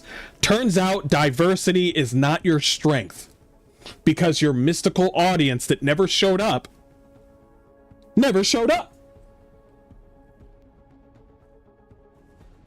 Let's go back to the video. They aren't aren't willing to throw money away anymore. They could in the past few years due to cheap debt, but everyone is on hiring freezes. Also, the whole COVID thing with everybody being, they thought that there's another thing that Val, that I want to add to what you're saying. They can't ride on COVID money anymore. That COVID money, they thought that the whole COVID thing and everybody is inside their houses, you know, all the time, and they're just making PCs. That shit set sail years ago. And they were just like, ah, shit, you mean, oh, fuck. Okay. Oh, we're not doing the DEI thing. People don't really care about the gay stuff anymore. Oh, okay. Oh, nobody ever cared. Okay, let's bail. Let's bail. Okay, cool. Like you've probably seen this in Hollywood.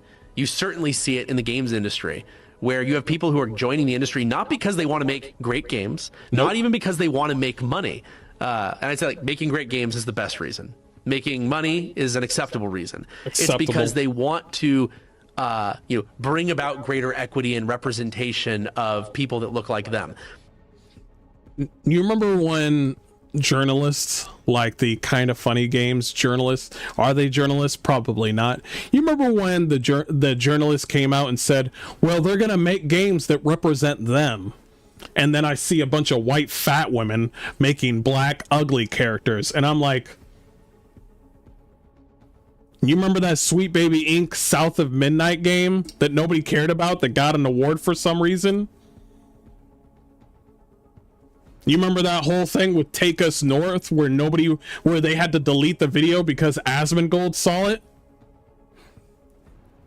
People are starting to, these companies are starting to realize like, oh shit, well, none of this is fucking working and we're not getting any money from it. We need to do less. We need to dial it back by a lot. And like I said before, well, like he was talking about, like they barely care about gaining money. Gaining money is an acceptable, like he said, acceptable. They care about showing off the fact that you can cut your tits or cut your dick off, Veilguard.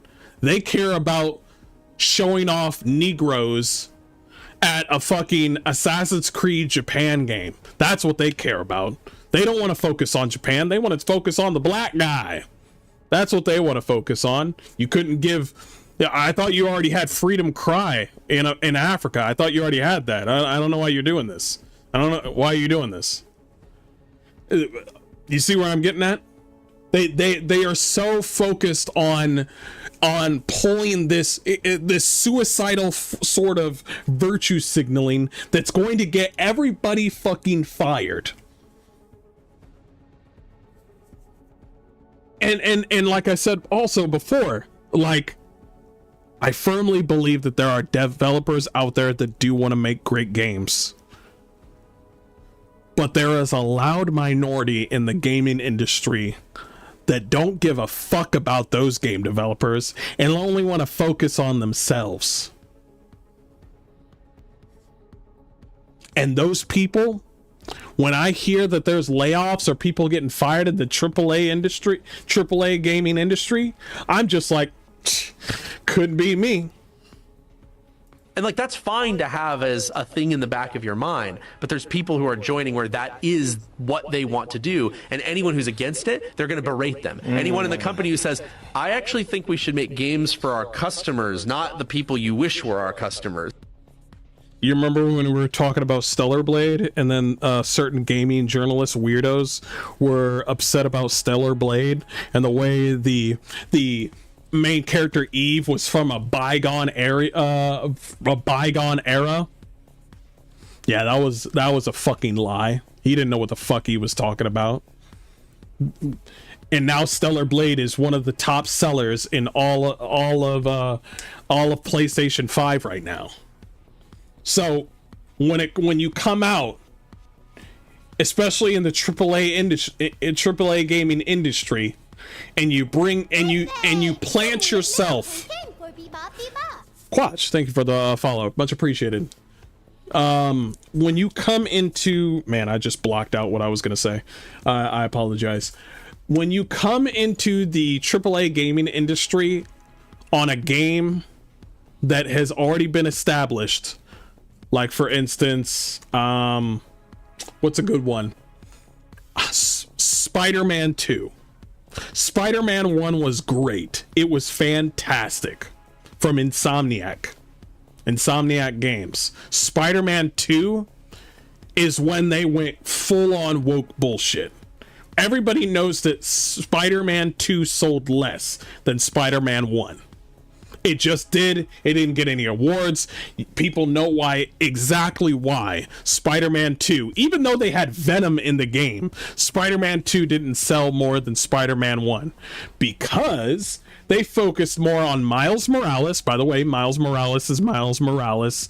They focused on Miles's ugly fucking black big-nosed girlfriend, deaf girlfriend that was spray painting. They made Mary Jane fucking ugly, even though she's supposed to be a supermodel. I don't know why they made her look ugly and become a journalist when she's a fucking model. She's supposed to look smoking hot, like in the first Insomniac games, Spider-Man. And then that was their thing. That was their niche. That was their thing. Oh, and don't forget, they also had multiple moments where you had to play as Mary Jane in Spider-Man 2. Yeah, that you put two people that have you put two superheroes in this game, and you had just enough time for people to play as an ugly black chick and Mary Jane with the most OP weapon of all time. Really? That's what you want to do? Like, Right. let's make games for the guys who buy our games. Guys, I like the way he says that. It's guys. It's guys. I'm sorry, the ladies, but you're a minority when it comes to video games. Does that make you any lesser? No. But let me tell you this. Warhammer is mostly a manosphere. A lot of dudes play Warhammer. A lot of dudes play Warhammer. But when a hot busty blonde chick comes out and plays tabletop with like all the fucking like white dudes, she just comes out and she's like, so I got the Sisters of Battle, so who wants to face me? All the guys are just like, I'll play with you. like nobody's coming out and saying no girls allowed. No. They'll say, listen, the nerds in Warhammer 40K will say no girls allowed on the computer, but if they show up and they got like, you know, they got cat ears on and shit, these guys will be like, yeah, you could. You're playing with orcs? That's kind of hot. I like orcs too. Do you like orcs? They'll switch up, okay?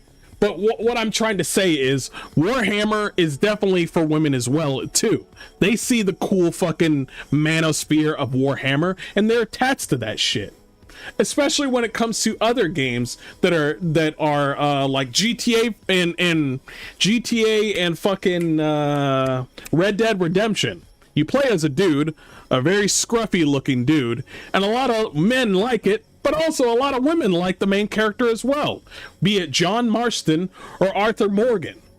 So the ladies do come on by, but they're not 50% of the gaming of the gaming of the gamers. They must be, like he said, they're probably referring to Candy Crush. Not the moms you wish were buying our games, and people like that are being ejected out of companies. It's Hey, my mom plays Candy Crush. She deserves representation, though I did show her the Steam Deck and she was trying to steal it.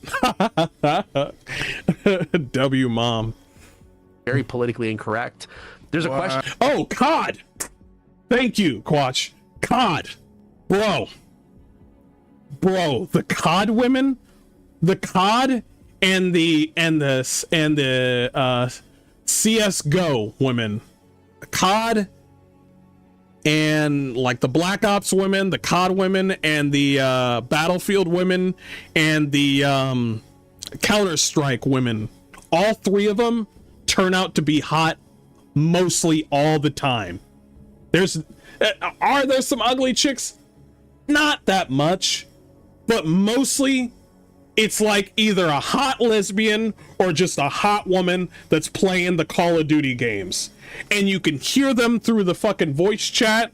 And of course, they're always gonna, you know, there's always gonna be boys going, it's like, yo, is that a woman? Get back in the kitchen. You know, but it doesn't fucking matter, because usually if there's a woman that's playing COD, they know exactly what's going to happen. If they're heard in voice chat, they're either going to mute that person, or they're going to say they're going to say some fucked up shit. I think I heard a COD woman, a person playing Counter-Strike, and a guy just said to this woman, like, he's like, because they always have something to say right back at any sort of, like, you know, misogyny shit, which I find fucking hilarious. I don't like the type of women that's like, everybody has to be nice. I love it when women come back and fucking insult the shit out of that fucking guy. I think there was this one red-haired chick who got insulted by this one guy. And he said, yo, you need to go back to the kitchen. You know, it's like, or some, like, you know, this is a man's game. And she came back, and she was hot, by the way, obviously. But she came back and she said, I'm going to fuck your dad and give your dad the son that he deserves. And I was like, God damn. God damn. And the guy fucking left the chat. He fucking left the chat. He's like, I'm gonna fuck your dad and give him a son that he actually is proud of. And I was like, God damn. And he left, and I was like, yeah, he got destroyed. He got destroyed. He rage quit. He left. I was like, bro, like I said, this is why I'm not always nice to the fucking women on, like, these first-person shooter games, but when I gotta recognize a good insult, okay? You gotta recognize game, okay? I'm not gonna be one of these people going like, yo, fuck this man, yo, she's so mean, bro. It's like, nah. If she comes back with something like that, I'm gonna be like, you know what? That was good. Props. You want to play another game? All right, cool. But like I'm just trying to say is just basically what I'm trying to say is there's a lot of masculine video games out there that women get attached to. And I think that's fucking great. There's a lot of women that play Diablo. There's a lot of women that play Warhammer 40K games. There's a lot of women that play Dungeons and like Dragon Age. There's also a lot of women that also like to play like Stalker. It's weird. It's weird that I dive into the Stalker area, and right around when I was playing Stalker 2, a lot of fucking like Polish women and Russian women came onto my stream. I was like, what the fuck is going on? It's like, yo, my husband likes this game and I like this game, and then they start speaking Russian on my chat, and I'm like, what the fuck is going on? Of course there were some like dudes that were, you know, European and they came on, but there were a lot of, when it came to Eurojank games, especially when it comes to like, you know, post-apocalyptic Eurojank games, women just came out of fucking nowhere. I don't know what the fuck is going on. I don't know. It was weird, but there's definitely women out there that love those side of games, regardless of whether or not it's a sort of manosphere type of game, is basically what I'm saying. Is there games specifically for women? Nigga, that's why they got Nintendogs. Well, that's the Bud Light dilemma, right?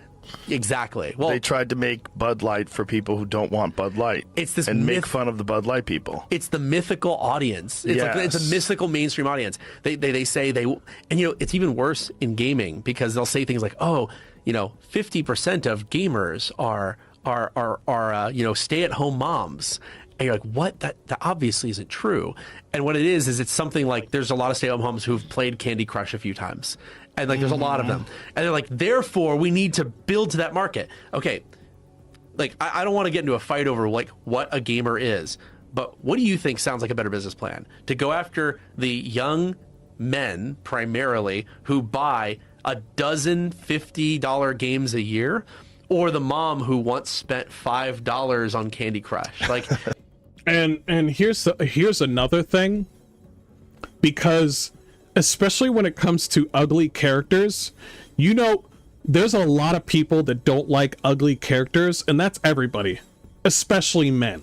Okay, especially men don't like ugly characters, especially when they buy a game. Of course they care about gameplay, but they're just like, I'm gonna be honest, if you don't care about attractive or appealing or cool characters in your video game, and you just care about the gameplay, I'm sorry, you're a cuck. Okay, I'm sorry, you're a cuck. You got to recognize the art and the gameplay. I have to do both, the art and the gameplay. Not everybody has to be attractive, but there has to be a rule of cool, or sort of like a masculine or sort of like an attractive character that's a female character or a male character, and then I'm like, cool, awesome, gameplay's good, and the character looks great. Cool, awesome. And men, when they see ugly characters like Concord, they don't go towards it. Here's the kicker. You're going to love this. You know who cares more about the way characters look, but they don't say anything about it because they don't want to hurt anybody's feelings? The women. The women care more about the way characters look, way more, way fucking more than men. It is almost diabolical how much it scares me to this day how much women care so much about how people look. Have you heard women, the way they talk amongst other women? It is savagery.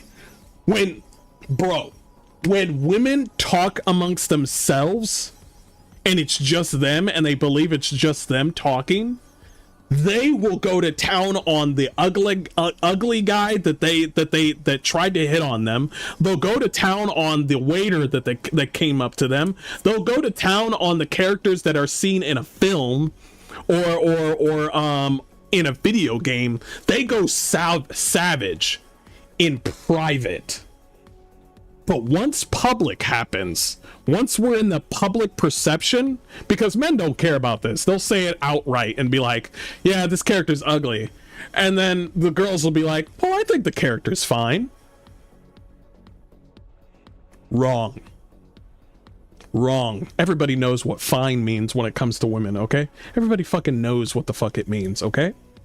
All right?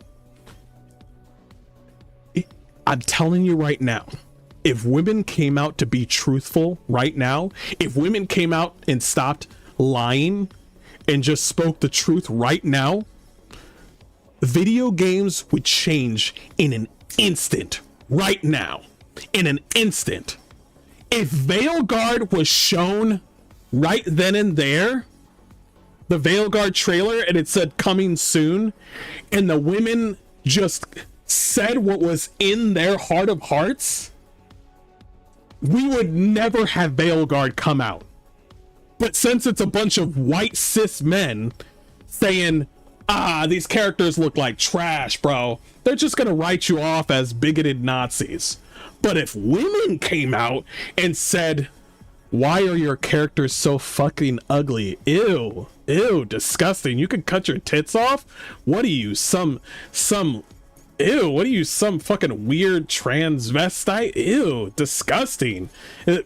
Have you ever heard a woman call you ew? That shit hits differently. Say no, not ew. When you hear ew, it's just like, god damn, you don't even ask for anything. It's like, hey, you dropped your phone, and then they hit you with a ew. Yeah. The reality would change. Yes, I deal with my mother at Christmas. But that's what I'm saying. You know, and there's kind of, and if you say that, if you put it the way I just put it, they're like, that's so sexist of you. See? Exactly what he just said. Hearing ew equals game over, bro. Snake! Do.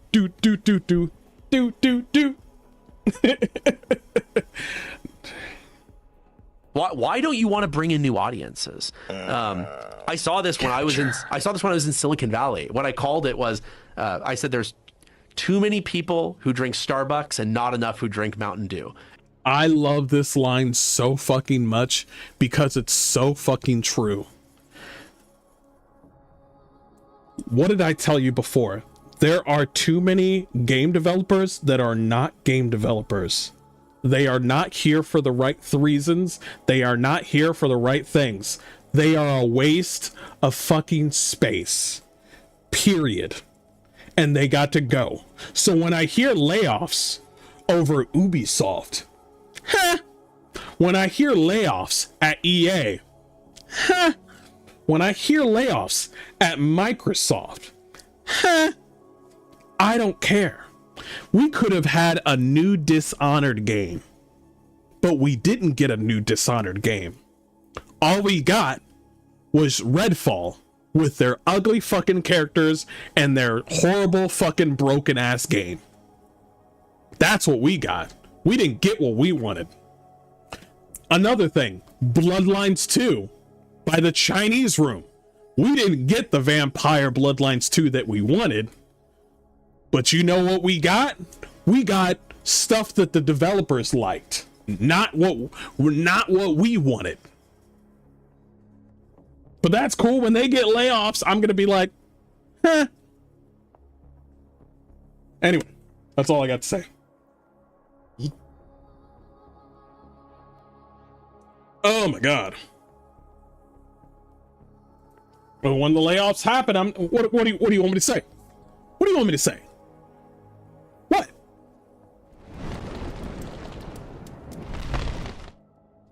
I'm over here just like, I'm not gonna buy your game. No, I have rarely said that. No, I have said, no, I take that back. I have said before that people do need to be fired, but I only say that because certain people do not belong in the gaming industry. They are in there for the wrong reason, and they're going to bring everyone else down because of it. There are developers within these sort of gaming studios that do want to make great games for people like you and me. They are. But these fucking loud, fucking progressive libtards are willing to shake up your game and lose their job with a smile on their face and drag the actual developers down along with them. A woman asked me out. I became a deer in headlights. Oh shit. Well, I know. I mean, you gotta slap yourself up, Val. You gotta get out of there and say, like, just shoot your shot, man. I know, because it's like you go 5 days without a woman, and then out of nowhere a woman comes out and you're like, oh, we're doing this. Oh, we're doing this. Everything's fine. Everything's fine. And then the first thing that comes out of your mouth is potato. So, do you want to go out? 1995. I feel bad for the Chinese Room. They are a somewhat decent studio, but they still weren't the right studio to make Bloodlines 2. It's like getting FromSoft to make a first-person shooter. That too, but also, I think they should have just stuck with their horror games. I remember their game, their Rapture game, and that Rapture game has really good like music, and the story was really interesting. I played that game a long time ago. Really, really good soundtrack. But the game's called something of the Rapture or something like that. That was really good. But also Still Wakes the Deep was also a good game too. I think that's where they rely on. They're not for that sort of space. They're just not. But also, let's be honest, when they played Vampire the Masquerade, which I feel like they didn't play Vampire the Masquerade, they didn't capture anything about Vampire the Masquerade Bloodlines, like, at all. They didn't capture any essence of what the Vampire the Masquerade had. Not that gritty sort of like sort of early 2000s feel to it. None of that. None of that. Like when I played Vampire the Masquerade Bloodlines 1, I felt the old Limp Bizkit sort of Linkin Park, say whatever the fuck you want, Americana feeling from Vampire the Masquerade Bloodlines. And Bloodlines 2, I felt like I was in the HR room. I did. Felt like I was in the HR room. Fucking sucked. And that Fabian character, fuck out of here. I only ever ask if they're flirting. It makes the waitress look very confused while telling me the menu. Oh, it's the waitress. They're always going to try to, you got to be careful with, you're just going to have to write off waitresses like in full. Because if a waitress was interested in you, she would put her phone number on your receipt. Everybody's Gone to the Rapture. Yeah, that's a really good soundtrack, by the way. I recommend that soundtrack. Give me a team if devs and let me retcon Dragon Age. I'll give you something you can come over. You'll see so much brood mother tit you'll cry. Anyway, guys.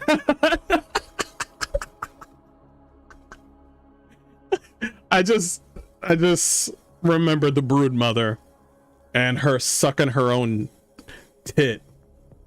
And no, milk didn't come out. It was definitely not milk. Anyway, I'm going to leave it there, guys. Thank you so much for joining me. I will upload these videos tomorrow morning, and I will see you guys again for some more Divinity Original Sin, which we will play tomorrow. I love y'all. Y'all take care. Have yourself a happy new year, and y'all take it easy. Peace. Bye.